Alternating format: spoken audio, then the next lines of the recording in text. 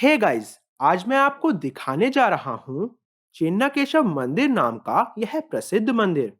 लेकिन मैं केवल शीर्ष पर इन मूर्तियों पर ध्यान केंद्रित करने जा रहा हूँ, जिन्हें मधनिका के नाम से जाना जाता है। उन्हें यहाँ क्यों रखा गया? क्या उन्हें यहाँ सिर्फ सुंदरता के लिए रखा गया था, या उनका कोई गहरा अर्थ है? ये ऐसे प्रश्न हैं जिन्हें हम इस वीडियो में डिकोड करेंगे। पहली नजर में आपका स्वाभाविक झुकाव खुद मधनिका की सुंदरता की प्रशंसा करना है। यहाँ एक नक्काशी है जिसे अनदेखा करना असंभव है। वह हर पहलू में खूबसूरत है। उसके चेहरे की विशेषताएं, उसकी आंखें, उसकी भौहें अद्भुत हैं। और उसके बालों को देखिए, कैसे सब कुछ सही दिखता है। उसके पास अपने बालों को मोड़ने और खूबसूरती से मोड़ने के लिए एक फैशनेबल हेयर क्लिप है। अंत में उसके बाल पूरी तरह से एक सीधी रेखा में कटे हुए हैं। उसका शरीर लुभावने ढंग से सुंदर है और विभिन्न प्रकार के आभूषणों से सुशोभित है। यहाँ एक और शानदार सुंदर महिला है। उसका बाल बनाने का तरीका पिछली वाली मदनिका से काफी अलग है। वह राजसी दिखती है और अपना एक पैर उठा रही है, और उसका सहायक कुछ कर रहा है। यहाँ क्या हो रहा है? वह वास्तव में एक बिछिया, एक पैर की उंगली का बिछिया अपने हाथ में पकड़े हुए है, और उसका एक सहायक उसकी पैर की उंगली में बिछिया डाल रहा है। यदि आप जूम इन करते हैं तो आप उसके पैर की उंगलियों को अलग अलग देख सकते हैं, और उनमें से कुछ में पहले से ही बिछिए हैं। इस मंदिर में कुल 42 मदनिकाएं हैं। मदनिका शब्द का अर्थ विशेष रूप से सौंदर्य या प्रेम से उत्तेजित होना है। और 900 साल बाद भी आगंतुक पुरुष और महिला दोनों इन मदनिका की सुंदरता से पूरी तरह से मोहित हो जाते हैं। यहाँ एक अजीब चेहरे की अभिव्यक्ति वाली महिला है। यहाँ क्या हो रहा है? वह गा रही है। नीचे देखिए, आप बाईं ओर ढोलकियों का एक झुंड देख सकते हैं, और एक आदमी दाहिनी ओर बांसुरी बजा रहा है। तो वह मुख्य गायिका है, इसलिए उसका मुंह खुला है क्योंकि वह गा रही है। और ना केवल हम दांतों की ऊपरी पंक्ति देखते हैं, बल्कि मूर्तिकार ने मुंह के अंदर की भी नक्काशी की है। यह शानदार है। यहाँ एक और महिला है जो खुशी से गा रही है। उसका उत्साह 900 साल बाद भी दिखाई दे रहा है, और साथ ही वह झांझ बजा रही है। ऐसा लग रहा है कि वह एक ही समय में मुस्कुरा रही है और शर्मा रही है, जैसे कि वह पहली बार परफॉर्म कर रही हो। तो हमारा स्वाभाविक झुकाव इन मदनिकाओं की सुंदरता की प्रशंसा करना है। लेकिन अगर आप इन महिलाओं की सुंदरता को पार करने में कामयाब होते हैं, जो कि करना बहुत मुश्किल है, तो आप कुशलता और शिक्षा के आधार पर अन्य आकर्षक पहलुओं को देखना शुरू कर देंगे। उदाहरण के लिए, यदि आप एक इंजीनियर या एक वास्तुकार हैं, तो आप देखेंगे कि उन्होंने एक झुकाव वाले कोण पर इसे कैसे रखा है, और यह कोण प्रत्येक स्थान के लिए व्यक्तिगत रूप से तैयार किया गया है। इसलिए जब आप इसे नीचे से देखते हैं तो यह आपके साथ पूरी तरह से संरेखित दिखता है। मेरा मतलब है कि अगर इन नक्काशियों को 90 डिग्री पर सीधा रखा जाए तो वे आपको उतनी आकर्षक नहीं लगेंगी। लेकिन अगर आप एक कलाकार या मूर्तिकार हैं, तो आप देखेंगे कि यह फिलिग्री का काम कितना कलात्मक है। हर मदनिका के पीछे जटिल फिलिग्री का काम है। और इससे भी दिलचस्प बात यह है कि प्रकाश इन छिद्रों से होकर गुजर सकता है, और आप इसे इन छेदों से होकर पीछे दीवार पर चमकता हुआ देख सकते हैं। यदि आप एक मूर्तिकार हैं तो आप महसूस करेंगे कि प्राचीन मूर्तिकार कितने रोमांटिक थे। यहाँ एक शॉल है, ये उसके कपड़ों का एक हिस्सा है। लेकिन विस्तार से देखें, इसे एक खोल की तरह बनाया गया है। इसे अंदर से उकेरा गया है। यह एक विशाल शंख की तरह खोखला है। यह असाधारण मूर्तिकला का काम है। आपको इस तरह की नक्काशी की आवश्यकता नहीं है। मूर्तिकार मूल रूप से सिर्फ दिखावा कर रहा है। कि वह ऐसा कर सकता है कि वह पत्थर को एक खोखले शंख में 1 इंच के खोखले स्थान के साथ तराशने में सक्षम है। फिर से उसने कपड़े के एक उड़ने वाले टुकड़े के जादुई प्रभाव के लिए अंदर कुछ पैटर्न उकेरा है।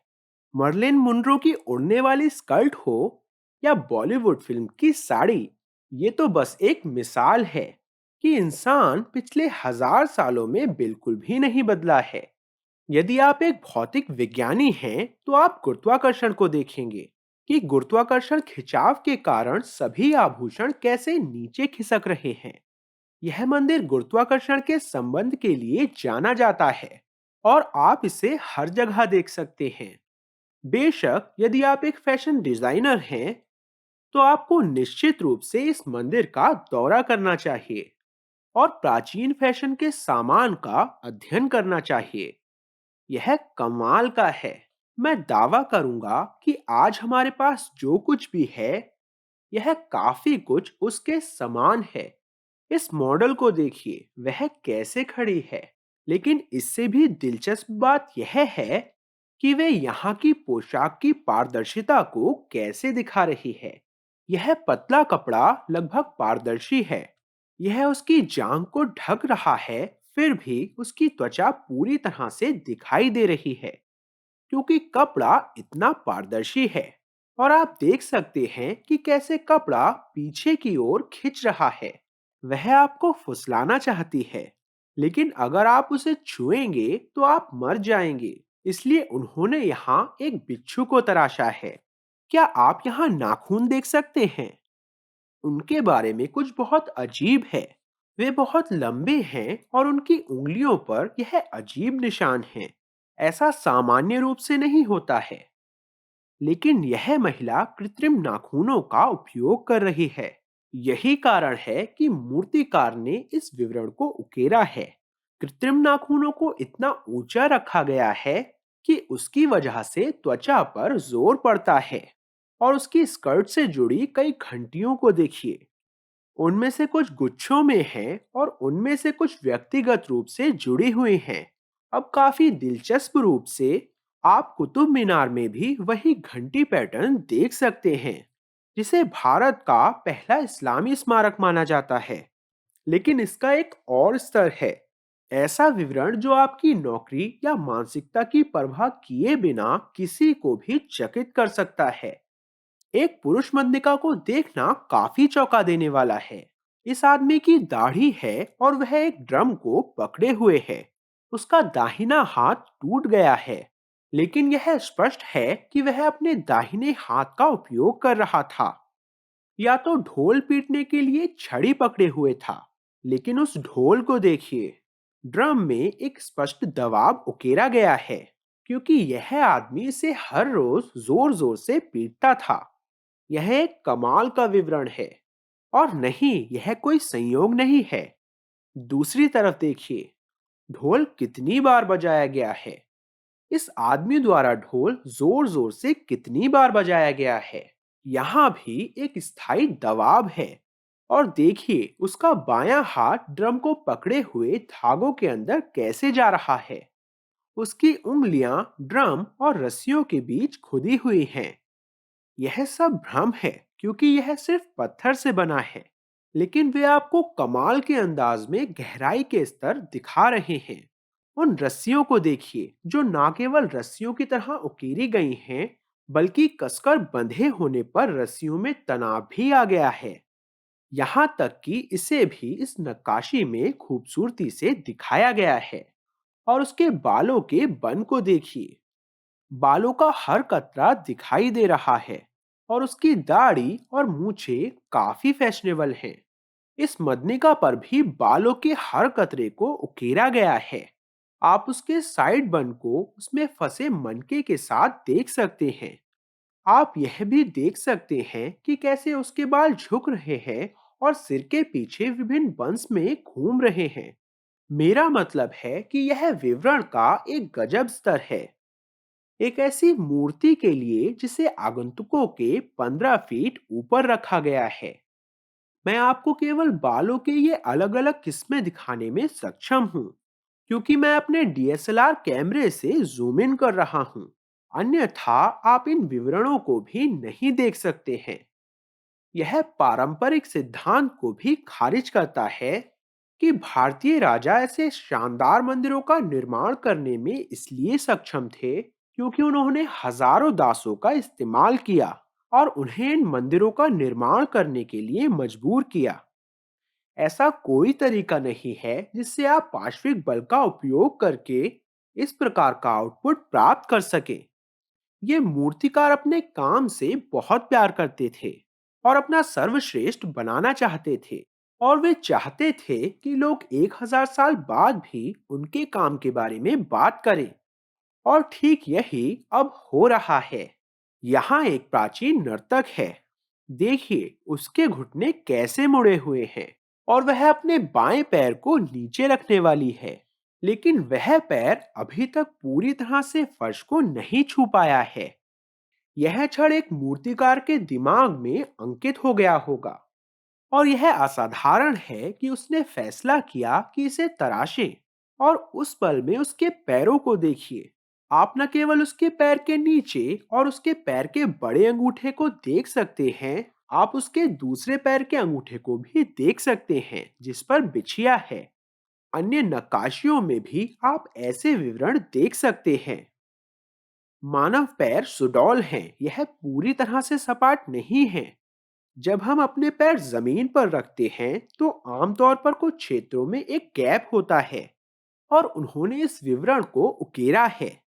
और कई बार हम अपने सभी पैर की उंगलियों को जमीन पर मजबूती से नहीं रखते हैं, यह भी खोदा गया है। विवरण का यह स्तर अनसुना है। यही कारण है कि चिन्नकेशव मंदिर पौराणिक है और हर साल यहाँ लाखों आगंतुक आते हैं। यहाँ एक महिला आईने के सामने अपने बालों को बना रही है, लेकिन दर्पण के पीछे एक हैंडल भी है, और उसके अंगूठे और उसकी उंगलियों को देखें कि वे हैंडल को पकड़ने के लिए कैसे उपयोग किए जा रहे हैं। ये कमाल का विवरण है।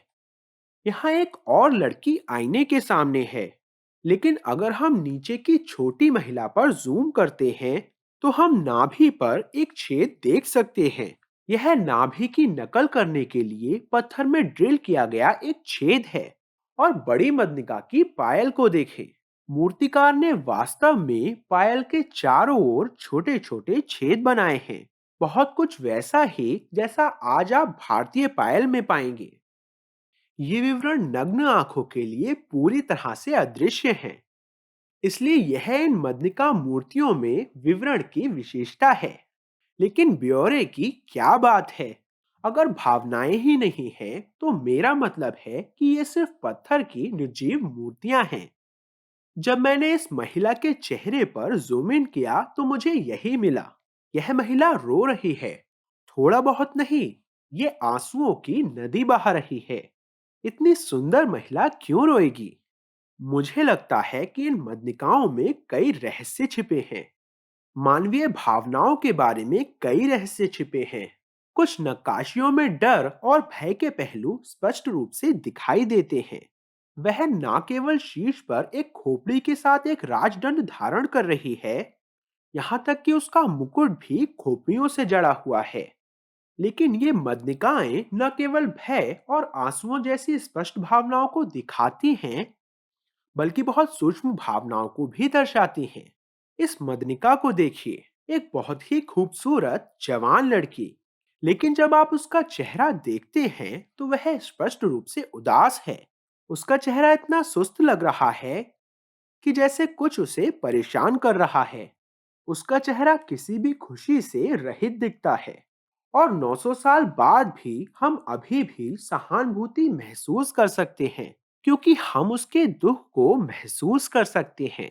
क्या मदनिकाएं केवल भावनाओं के बारे में थीं? क्योंकि मनुष्य तर्कसंगत प्राणी है। मेरा मतलब है कि यह होमोसेपियंस और अन्य प्रजातियों के बीच बड़ा अंतर है ना? हम अतार्किक भावनाओं को दूर कर सकते हैं और हम समझ सकते हैं कि कुछ क्यों हो रहा है। वह परेशान क्यों है? इतनी सुंदर लड़की जो सारे गहने और संपत्ति भी खरीद सकती है, इतनी उदास क्यों होगी? आइए उसके करीब से जांच करें। उसके दाहिने स्तन के नीचे एक छोटा गोल निशान है। यहाँ तक कि केंद्र में एक छोटा सा उभार भी है। वह क्या हो सकता है? हाँ, उसके पास एक तीसरा निपल है, एक व्यर्थ निपल। यह एक प्राचीन नक्काशी में देखने के लिए वास्तव में आकर्षक है। अब हम समझते हैं कि उसे क्या परेशान कर रहा है। वह अपने तीसरे निपल के कारण उदास है। और हाँ, नीचे दो डॉक्टर बने हुए हैं। एक उसे पीने के लिए औषधि दे रहा है, शायद दर्द निवारक या दर्द को कम करने के लिए शराब। और दूसरा डॉक्टर एक चिकित्सा प्रक्रिया के लिए जड़ी बूटियों को पीस रहा है। वे शल्य चिकित्सा द्वारा तीसरे निपल को हटाने जा रहे थे, क्योंकि सुश्रुत संहिता जैसे प्राचीन भारतीय ग्रंथों में कॉस्मेटिक सर्जरी का उल्लेख किया गया था। लेकिन आप जानते हैं कि वास्तव में इस नक्काशी के बारे में क्या अजीब है? अंदाजा लगाइए कि कितने लोगों के पास तीसरा निपल होता है। आधुनिक अध्ययनों से पता चलता है कि 40 लोगों में से एक के पास तीसरा निपल होता है। इस मंदिर में ठीक 40 महिला मदनिकाएं स्थापित हैं, और यह अकेली ऐसी है जिसका तीसरा निपल है। क्या यह संयोग है, या हमारी ही तरह प्राचीन भारतीय आंकड़े ले रहे थे? क्या इसीलिए उन्होंने 40 में से एक मदनिका पर तीसरा निपल उकेरा? अब कुछ प्रतिमाओं के नीचे लेखन है, और हो सकता है कि वे कुछ पूरी तरह से अलग कहें। और यहीं पर मैं एक कॉन्स्पिरेसी थ्योरिस्ट हो जाता हूँ, क्योंकि मुझे ऐसा लगता है कि ये लेखन नए जोड़े गए हैं। ये शायद पिछली कुछ शताब्दियों में किए गए हैं। वे मंदिर के मूल डिजाइन का हिस्सा नहीं थे। देखें कि ये नक्काशियां कितनी उन्नत हैं, और ये लेख कितने बुनियादी हैं। उन्हें ठीक से नहीं लिखा गया है, और इन्हें ठीक से स्थान नहीं दिया गया है। इससे भी बदतर, कुछ मदनिका में आप देख सकते हैं कि कोई लेखन नहीं है। इसलिए मुझे नहीं लगता कि प्राचीन बिल्डर्स इस तरह आधा अधूरा काम करेंगे। यह केवल 40 मदनिकाएं हैं। अगर वे इन मूर्तियों पर लिखना चाहते तो वे इन सभी पर लिखते। वे उनमें से कुछ को खाली क्यों छोड़ेंगे? मुझे लगता है कि ये बात के लोगों द्वारा किया गया था। मेरे असंबद्ध के लिए क्षमा करें, लेकिन हमने पहले ही यहाँ तीसरा निपल खोज लिया है। तो क्या यह संभव है कि ये मध्यकालीन चिकित्सा प्रौद्योगिकी और चिकित्सा स्थितियों के बारे में हो? यहाँ एक महिला कुछ अजीब पकड़े हुए है। ध्यान से देखिए, क्या यह आपको कुछ याद दिलाता है? हाँ, आपने इसे डेंटिस्ट के यहाँ देखा है। यह निचले जबड़े का एक दांत का मॉडल है, जिसमें 12 दांत होते हैं। यह किशोर मानवों के दांतों की संख्या के समान है। इसकी आज के डेंटल मॉडल से समानता को देखिए।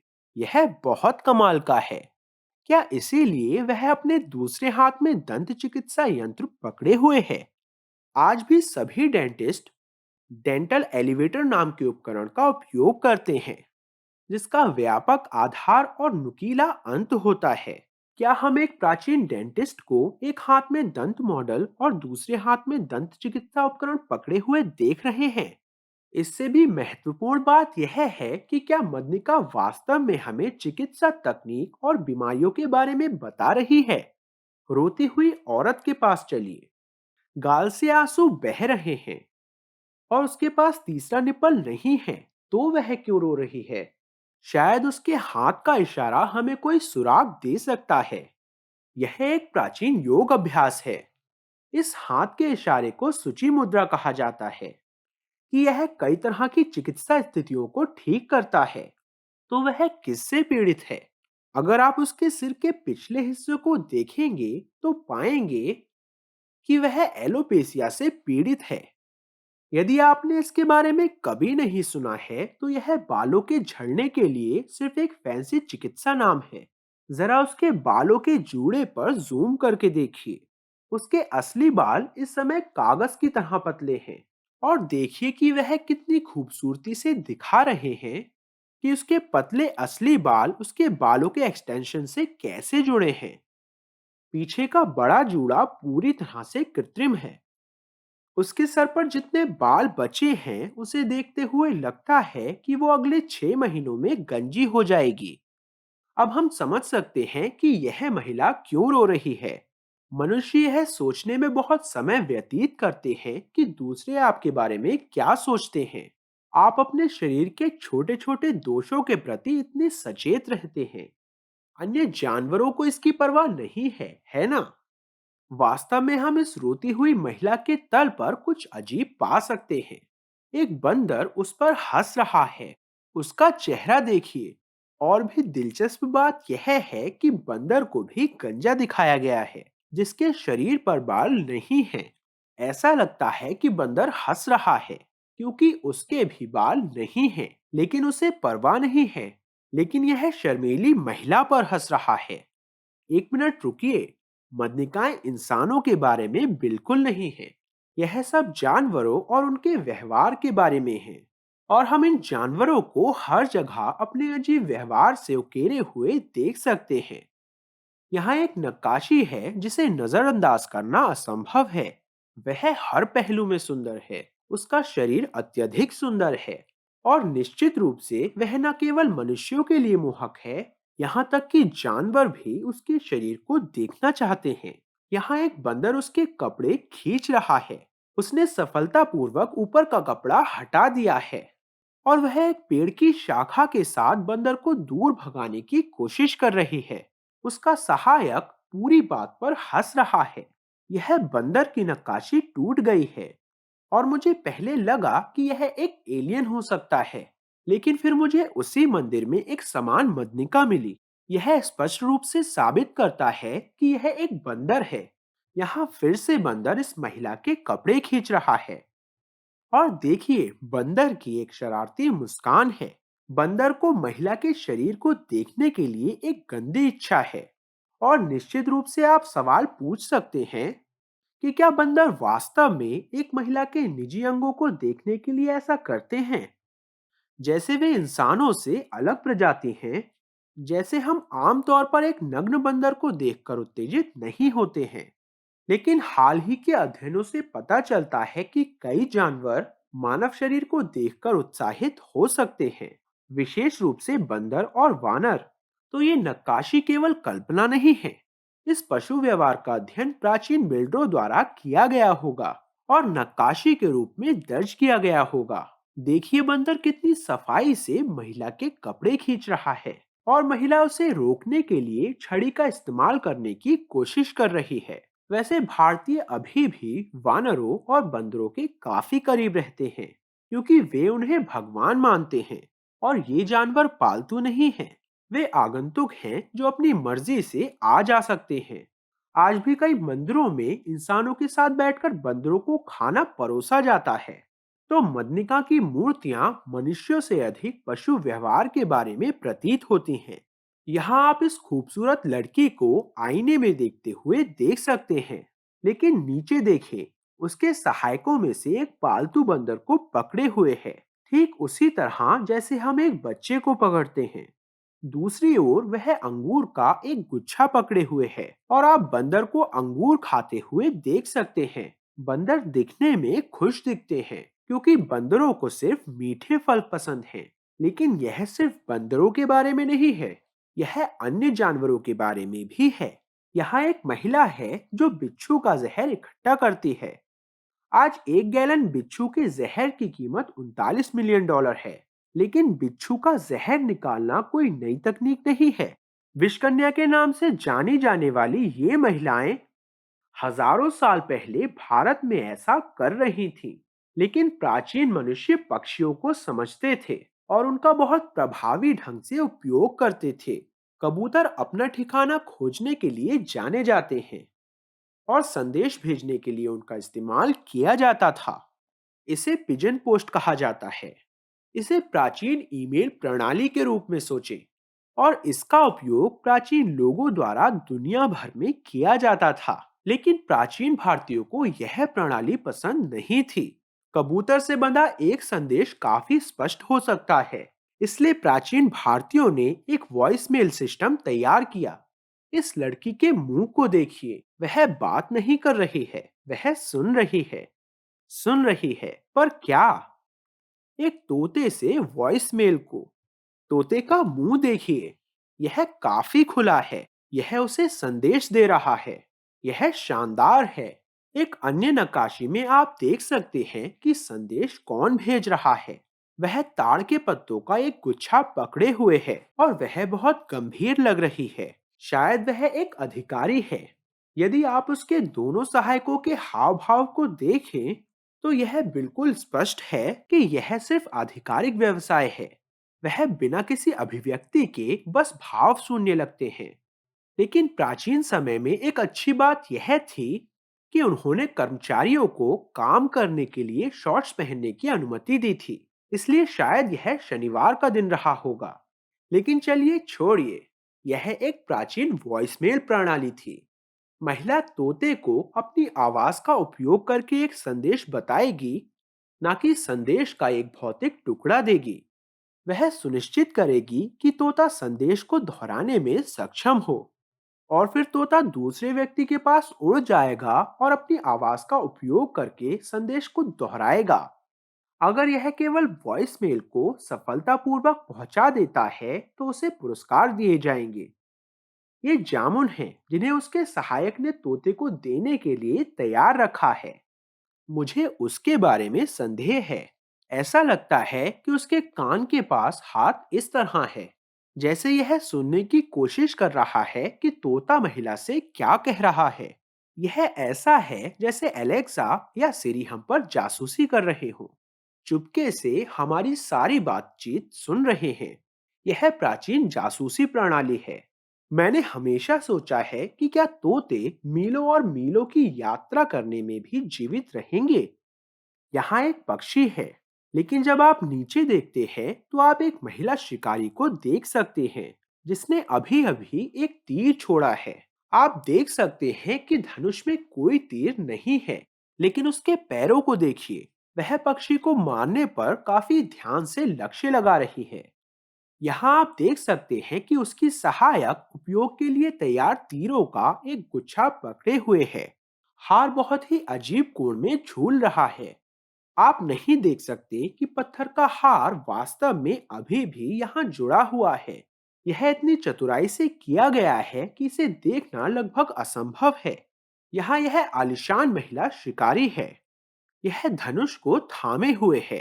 धनुष बड़ा ही मनमोहक लगता है, लेकिन समय ने उसे तोड़ दिया है। नीचे दाईं ओर हम उसके सहायक को उसके कंधे पर एक और धनुष लिए हुए देख सकते हैं, और उसने एक तरफ हिरण और दूसरी तरफ एक पक्षी को बांधा हुआ है।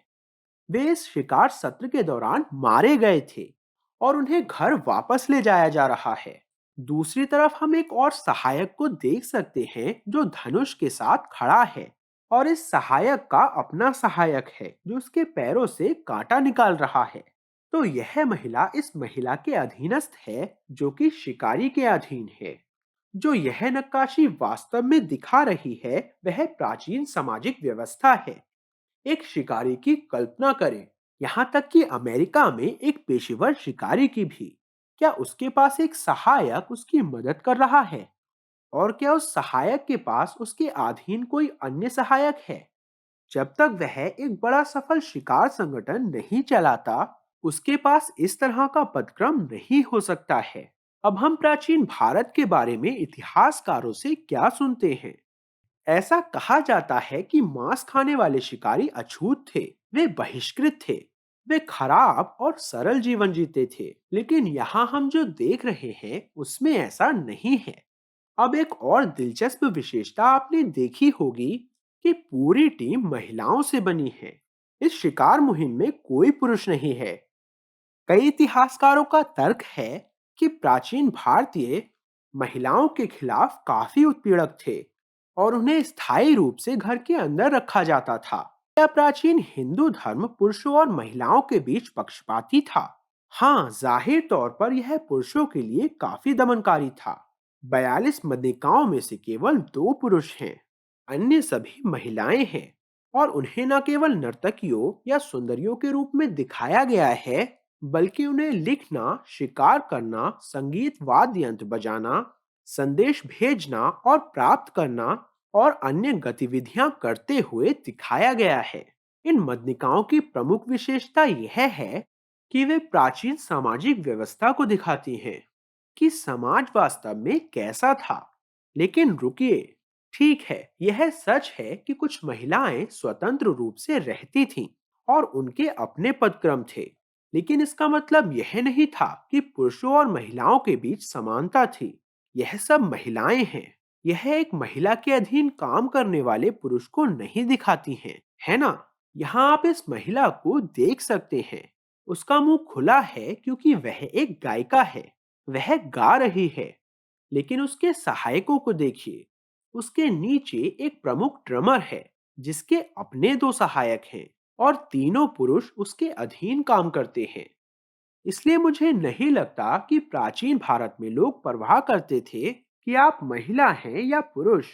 उन्हें इस बात की परवाह थी कि आपने अपना काम कितना अच्छा किया है। लेकिन एक मिनट रुकिए, हम वास्तव में कुछ महत्वपूर्ण भूल रहे हैं। क्या ये सभी मदनिकाएं एक दूसरे से स्वतंत्र हैं या ये सभी एक दूसरे से जुड़ी हुई हैं? इन तीन ढोल वादकों को एक और मदनिका की मूर्ति के रूप में बड़े पैमाने पर उकेरा गया है। संबंध बहुत अजीब है क्योंकि इस ढोलक वाले को देखिए। वह इस मूर्ति में केवल एक छोटी आकृति है, लेकिन आप अभी भी उसकी ऊपर की ओर इशारा करती हुई मूछें और बहुत अच्छी तरह से कटी हुई दाढ़ी देख सकते हैं। और एक हाथ रस्सियों के अंदर है जो इस नन्ही नक्काशी में दिखाया गया है। और अब बड़ी वाली मदनिका को देखें। वही विवरण बड़े स्तर पर। उसके नीचे आप इन दो ढोल वादकों को देख सकते हैं। वे क्लीन शेव लग रहे हैं। कोई दाढ़ी और मूछें नहीं हैं। और आप देख सकते हैं कि वे अपने नंगे हाथों में ड्रम की तरह बैरल पकड़े हुए हैं।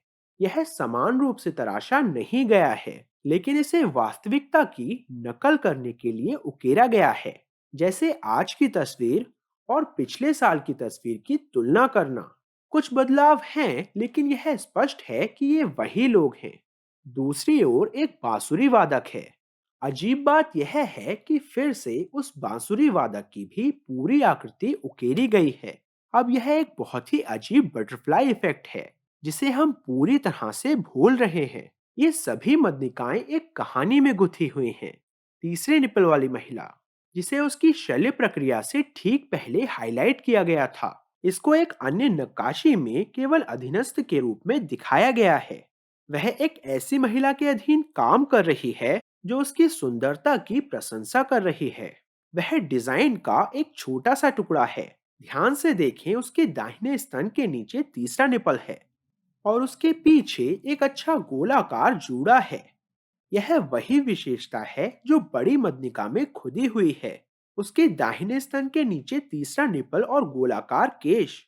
मैं आपको इस बारे में कई उदाहरण दिखा सकता हूँ कि कैसे हर मदनिका दूसरी मदनिका से जुड़ी हुई है, जो बदले में एक दूसरे से जुड़ी होती हैं। ये कमाल के नेटवर्क का निर्माण करती हैं। लेकिन इस मंदिर में एक बहुत ही अजीब रहस्य छिपा है जो शायद मदनिकाओं के वास्तविक उद्देश्य को उजागर कर सकता है। 42 में से केवल 38 को बाहर रखा गया है। उनमें से 4 को मंदिर के अंदर रखा गया है।